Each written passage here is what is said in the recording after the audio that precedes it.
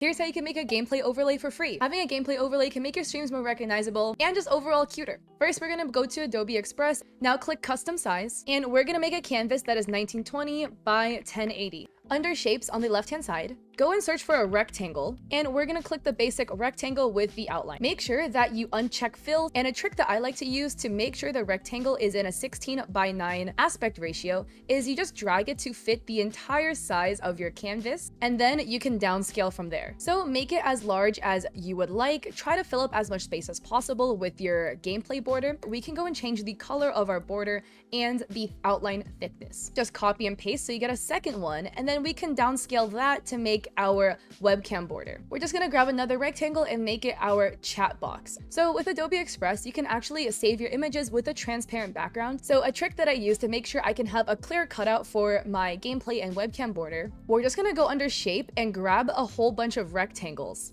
and fit them around the borders that you made. And we're just gonna make sure that in the layers, it's behind the two borders. So now we have a purple background. And last but not least, just add some graphics. Once you're satisfied with how your gameplay overlay looks, in the top right-hand corner, we're just gonna click download and make sure you click PNG with transparent backgrounds.